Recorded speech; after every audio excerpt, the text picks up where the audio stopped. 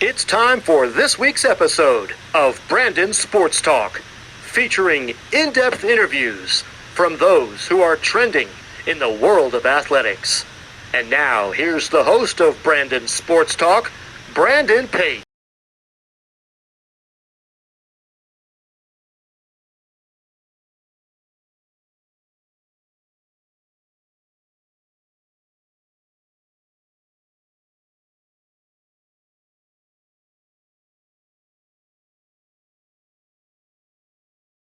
Welcome back to Brandon Sports Talk. In today's episode, I have the privilege to interview the Emporia State's assistant track and field throwing coach, Coach Kellsey Trimble. How are you doing today? I'm doing well, doing all right. We're just getting back into the swing of a work week. Thank you. Can you talk about how you knew that you wanted to get started in coaching in college track and field? Well, out of when I graduated from college as a student athlete, I actually went into the publishing world industry for a little bit.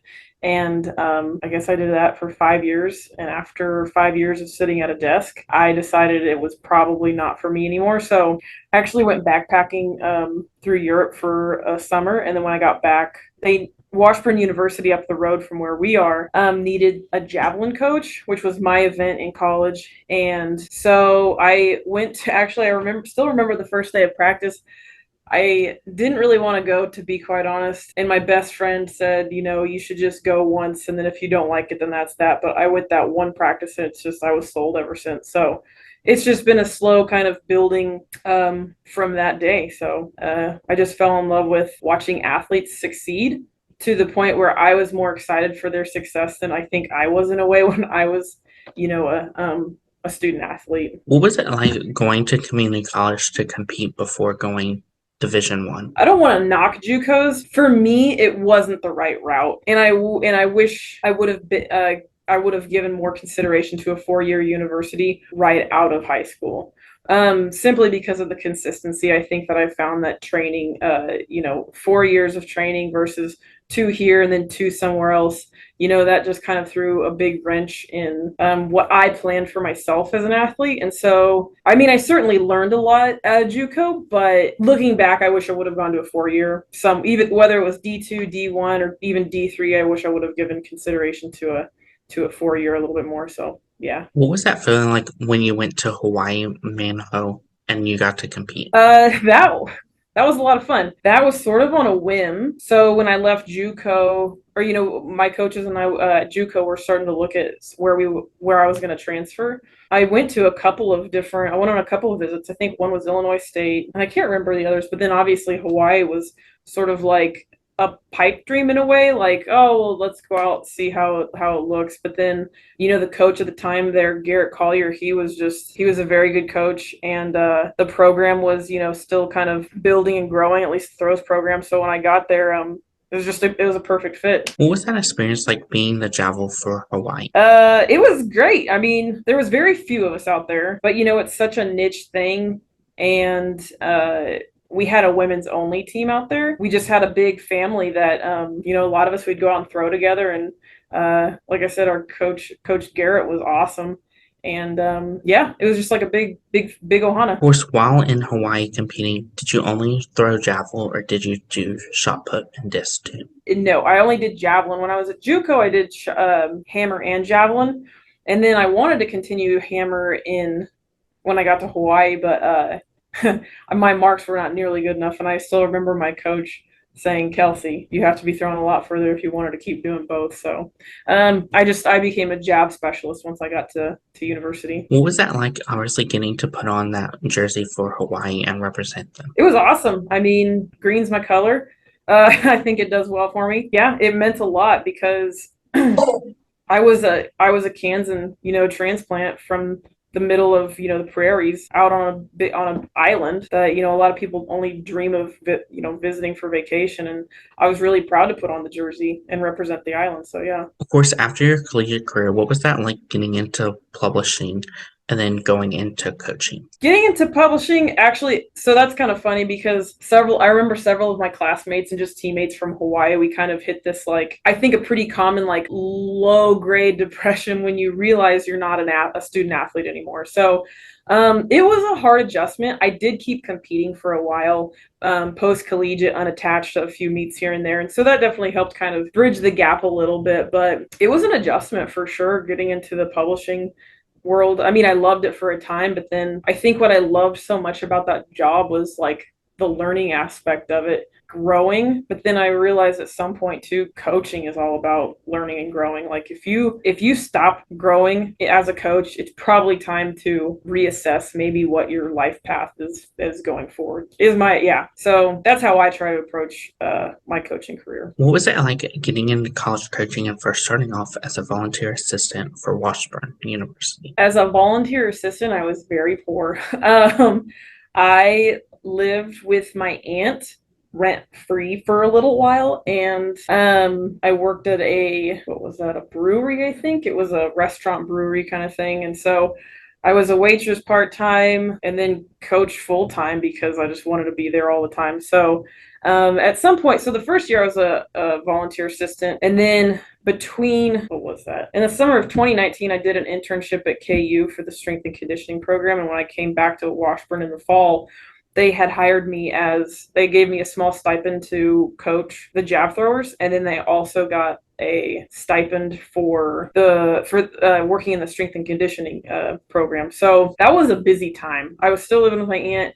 It was financially a struggle, but like I was so, fulfilled that, it was good. What were some of the things that you learned as a grad assistant to then help you to get that assistant coaching job? Well, I was never a grad assistant. I'm actually currently getting my master's now at Emporia. So I was never a grad assistant at Washburn, although it was certainly considered. But it was a great stepping stone. I wasn't saddled with too much responsibility. And, my mentors there, Coach Cameron Babb, the head coach at Washburn University, he was a great mentor. And David Troop was the head strength and conditioning coach, also a really great mentor. So at any given time had really great resources to lean on when I was growing as a coach. So what were some of your accomplishments on your coaching side at Washburn? Well, my first year of coaching, my one of my jab throwers was All-American. I can't remember what she came in ranked as, but we walked away with a third place. She was all conference. She was an MIAA champion. I forget these things sometimes because it just seems so long ago. But so she won conference my first year, and then she took third at nationals. So that was a huge, thing. And just watching how hard she worked and to achieve that was really, really special. So that was huge. My first year. What was the transition like from going from Washburn to Emporia State? That was an interesting transition. So when COVID hit in the spring of 2020, I wasn't sure that I would really have a job since I was sort of lower on the totem pole at Washburn. I wasn't sure that I would have a job much longer. So I decided I should probably get into teaching because I know that teachers were also in a big shortage here in Kansas. So I thought I would go back and get my teaching certificate. And then I think it was about October of 2020, the job at Emporia opened up as for the throws coaching position. And, had you asked me like 3 years ago what my dream job was, it was going to be the throws coach at Emporia just because it's the perfect size town. It's pretty rural, not too far from my hometown. And so when it opened up, I just it was too perfect. So, and I always tell recruits, when they talk about moving here, coming to Emporia was like coming home. There was no real tough transition or anything like that. I just got here, got to work, and felt like I was at home. Of course, what was that feeling like, as you said, when that dream job opened up to come to Emporia to be closer to your home? It was great. I mean, and the cool thing too is that a lot of the athletes were I kind of knew of them and knew them, and they were from my high school even. So it was just kind of a natural fit. And with any coaching change, there was definitely some difficulties. They loved their former throws coach. So there's always going to be a little bit of, butting of heads and stuff like that. But I don't think that there's any you can't grow without difficulties like that. So it was kind of expected, and we got through it, and here we are 3 years later, and we're doing well. Of course, what was that feeling like getting to become the throwing coach for Emporia and getting to lead the throwing program? Scary at first because you're suddenly all of a sudden you have this responsibility, and I always joke that I have 18 kids, so when you have a family that big and they're relying on you, to begin with, it's pretty dang scary, but you grow into it. I mean, I was always taught as a kid to not shy away from a challenge. And so luckily enough, a lot of my student athletes feel the same way. So I think keeping a really close communication with most of them on an individual level is really important. And so, yeah, it was scary at first, but we've all grown for a little bit better for it. So, of course, being the throwing coach at Emporia, what has it been like? Obviously, getting to coach your javelin, your shot put, and your disc throwing athletes. So it's kind of funny because, being a jab specialist, everybody kind of assumed that I was a jab specialist, but I really came to learn that I think I'm just a movement specialist. I'm very interested in the ways that bodies move, especially when you have an implement in your hand. And so we actually have jab, shot, disc, and hammer. And so there's 4 events at the collegiate level, throwing level. And so, yeah, I just kind of I guess I was a little intimidated by the number of events that I was going to have to coach. But you just grow into it, and then you start to realize the similarities in how all of them are actually quite similar. And then if you can coach a movement, you can coach anything. What has it been like, obviously, taking what you learned as a collegiate athlete, as a javeler, into your coaching career as a throwing coach for javelin? I think a love of movement, honestly, which is really important as a coach, to always be moving, because I don't ever want to become one of those coaches who, I'll even go out and throw shot put or discus and hammer just so that I can maintain if I'm cueing my athletes, I need you to do X, Y, Z. Well, then I'll go and cue myself with that so I can understand what it is that I'm saying, how it's translated maybe in their mind, and what that feeling is for them. And so, what I learned the most from being a student athlete was just to fall in love with moving and fall in love with the process of getting better. What does a typical track and field meet look like for throwers? Chaos. It's pure chaos. It just depends on, what events they throw. And so for two of my guys, they throw 3 events, shot, disc, and jab. They're pretty busy. So it just depends on, typically, they'll throw either disc or hammer first, and then the meet usually winds down with shot put. So it could be a super busy day if they're a tri-event athlete, or, my jab specialists, they'll just have that one. They'll sit around all day and kind of wait for jab to pick up. And then it's so, and that's kind of one of the difficult things about track and field too, is you put in, and we have conversations about this all the time too, is you work so hard for so long for you're guaranteed 3 throws. Hopefully 6 if you make it to finals. And so it can be such a defeating thing. Or what I try to instill in my athletes is the obstacle is the way. It's not always going to turn out the way you want. Sometimes you 3 foul, and you just have to learn, what you can from that experience and move forward, because you just don't want to ever back down from a challenge like that. And I've had athletes who have done that, who've gone through stints where they foul out 2, 3, 4 meets in a row, to the point where it's am I helping them? But if you can teach that athlete to just keep going, I think that's how you end up really helping them in the long run. As a coach, what are some of the things that you do to motivate your players to have that momentum competing all day long in the competitions? That's a good question. I think you have to love it. You gotta love being worn out and competing under difficult circumstances. And each athlete's going to find, that in different ways, but I think that's where, a relationship with them, the coach athlete relationship is so important, so that you can get to know what it is that motivates them, why they're doing what they're doing, and in what ways can I help them continue that. That's where I try to approach, motivating them. I've told them before, you don't have to do this. I want you to, but I need you to want to also. So we just have to find a way that works for them and works for me because I want to be happy with their performances as well. So Who are some of the teams that you compete against normally? So in our conference, we've got Pitt State, Northwest Missouri, Missouri Southern, Nebraska Kearney, UCO, Rogers State, I'm pretty sure.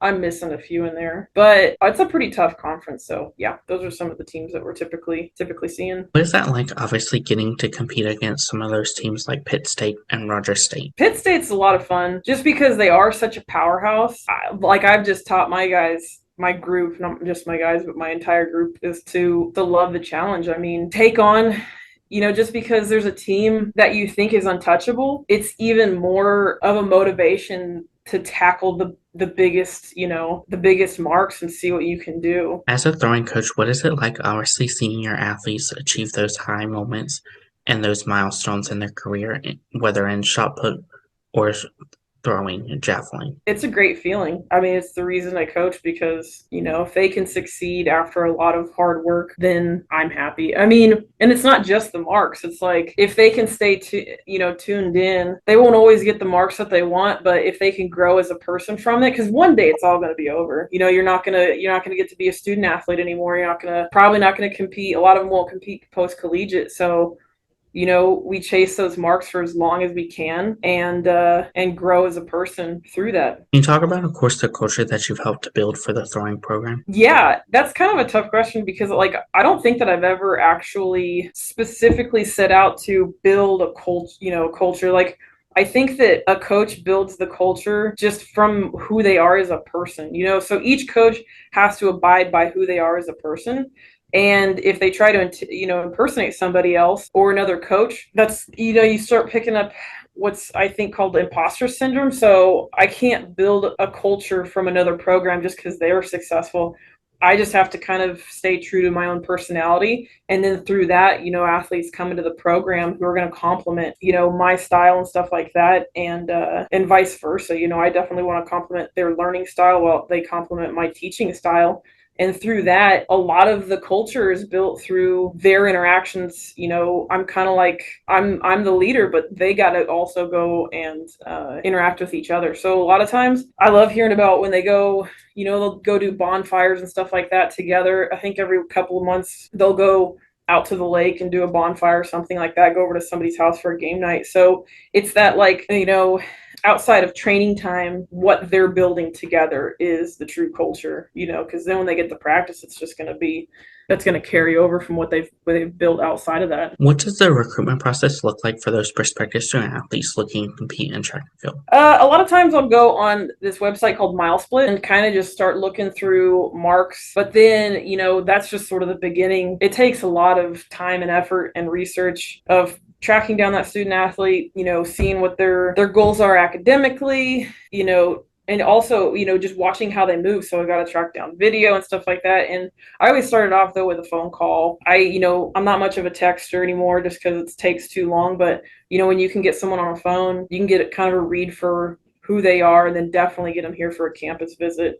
That way you can kind of see, they get to know your athletes, they see the program, they meet you, just to see if it's a good fit, because if it's not a good fit, I don't think anybody's going to be getting any work done. So, as a throwing coach, what are some of the things that you look at in those prospective student athletes as throwers? The way they move and the way they accelerate and implement. Sometimes you'll have athletes who, it's like they move and then they throw the implement, but I look for an athlete who can, connect with that implement and accelerate through position. So, of course, what does that official visit look like coming to Emporia and getting to see the program? Typically it starts with, they'll arrive in the morning at our union, get them checked in for the campus tour and stuff like that.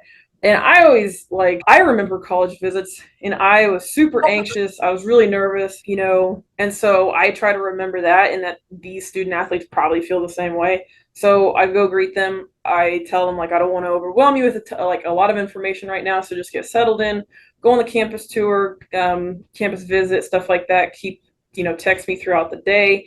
And then usually I'll meet up with them later on in the afternoon when the campus tour is over and stuff like that. We'll go meet the throwers. They'll observe a little bit of practice. We'll kind of walk around and see some of our athletic facilities and stuff like that where we train indoors. So typically it works really well. They get a good feel for the program and the coaches, and they meet with our head coach at at some point right before they leave. Of course, what is that feeling like as a coach, getting to see them see the field that they will be competing on and the facilities that they'll be competing in? Well, it's pretty cool because right now, actually, in 2024, we'll be hosting outdoor D2 championships for track and field. So come this summer, a lot of our facilities are going to be renovated. And so it's right now, it's like this is kind of a piece of history that's about to get torn out. And then if they come, in the next couple of years, like you get to start this over and build something with us in the program that we have right now. You get to be a key player in that. So it's a special time, to be honest. We got a lot of changes coming, and so it's good. As a throwing coach, what is it like getting to see those freshmen put on their first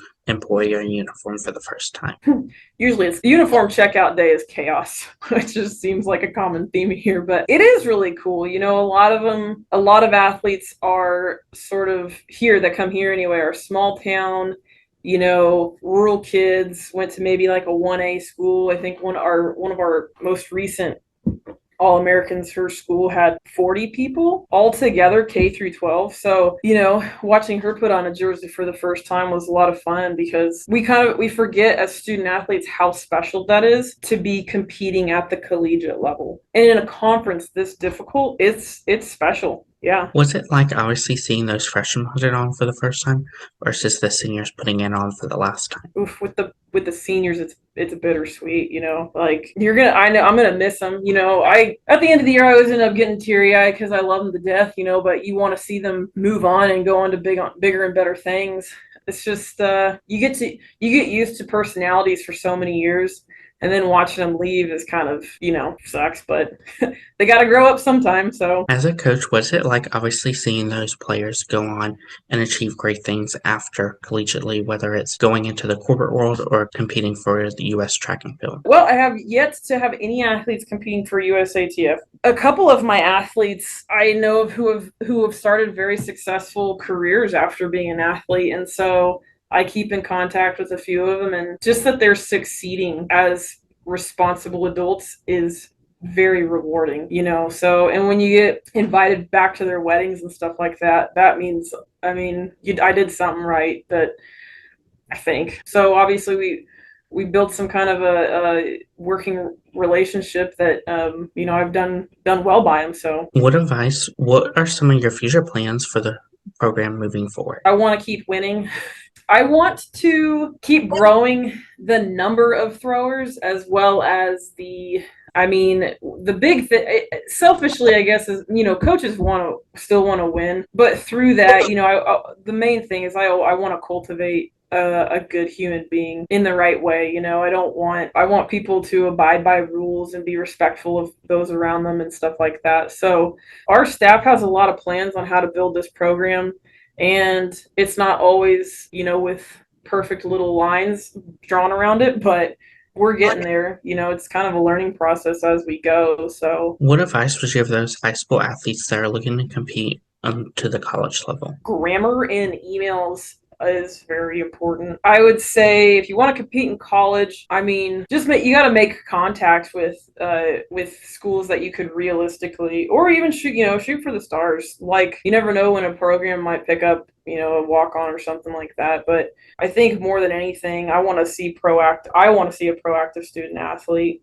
I've had some student athletes who I've texted or I've called, and you just kind of get this feeling of like they expect it, or they think that, or maybe that you're not worth their time or something like that. So being respectful of a coach's time is super important, and being honest and communicative. What advice would you give those collegiate athletes that are entering their first year of collegiate track and field? Hang on for dear life, literally and figuratively.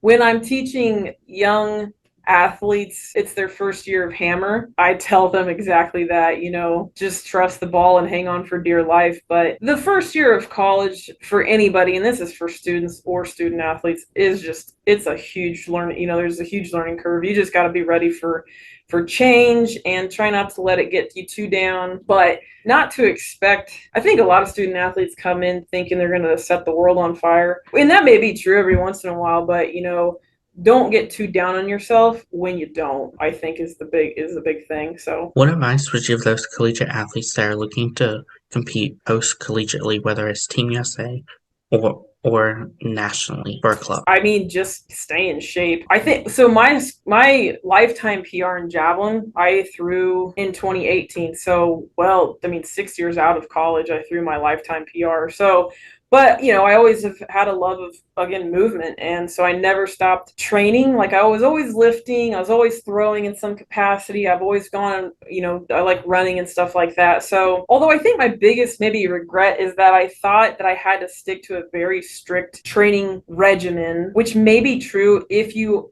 could truly qualify, if you have a genuine shot at getting sponsorships and becoming a professional athlete and competing at the top level. I think a real rigorous, training program might be the way. Once you might have to grow into that. But if you're just trying to have fun and keep pushing the mark, have fun with like some other sports. Like I picked up softball along the way, and what did I did CrossFit for a little while. So I think just experimenting with different types of movement rather than what you did, only through college and like trying to, blow that up. Just try to get into some different, routines and movement patterns that, because everything's going to be changing for the next 5 years after college. What advice would you give those collegiate athletes that are looking to get into coaching on the college level of track and field? Be prepared to take positions that don't make a lot of money. And I mean, it's a lot of hours, but you got to love it too. You can't fall in love with the outcome necessarily. You got to fall in love with the process, which I know I did right. I've always loved work. I've always loved physical work and mental work and going to bed exhausted. So I just always loved the process, and it worked for me. So, I guess I can't say that that's exactly what everybody should do, but that would be my best advice is you got to love the process. And even, I look back on those times where I was making next to nothing and I was still happy. I don't think that at this age I would still be happy with that, but at that station in life, that time in life, that season of life, whatever, it was right for me then, and so it worked. What advice would you give those coaches that are looking to get into collegiate throwing for a program? I mean, a lot of them have a background in throwing, like they were a thrower. I guess I have yet to meet a throws coach who was, say, a swim athlete, but I suppose it could happen. I think just surrounding yourself with, as many minds that you respect as possible to a degree, because I think there's such thing as being overwhelmed by the amount of information you can take in. And so, I used to really overwhelm myself with just like a huge reading list, trying to read 12 different books at once, looking on Instagram about 1,000 different ideas. But I think what I really ended up learning was that if you can kind of focus in on one resource at a time, and it might not be right 2 years down the road, but at least you're going in a direction with some amount of intention. Because when you're just sort of throwing spaghetti on the wall, seeing what sticks, you don't really end up getting the results, and you don't really end up doing right by the athlete because they're just sort of your guinea pig, which you kind of maintain that because you never know 100% with certainty that something's going to work, but kind of building your base of your principles and sticking to that while you build your program, if that makes sense. That's great advice. Where can my listeners find you at on social media along with the Emporia State track and field program at? My Instagram handle is throws Coach Trimble, and then ESU Emporia is ESUTXCTF or something to be, yeah. So but yeah, it's Emporia State Track and Field on Instagram. Thank you again, Coach Kellsey Trimble, for your interview, and best of luck in your future as the Emporia State Track and Field throwing coach. Thank you so much for having me. Thank you. You can find Brandon Sports Talk on Facebook at Brandon Sports Talk, Instagram at Brandon Sports Talk, Twitter at Talk_Brandon, and you can find me on YouTube at Brandon Sports Talk. Don't forget to like, comment, and subscribe. Thank you again, Coach Kellsey, for your interview, and best of luck in your future. Thanks. You've been watching Brandon Sports Talk. Please feel free to like, share, and subscribe to Brandon Sports Talk on social media and on YouTube.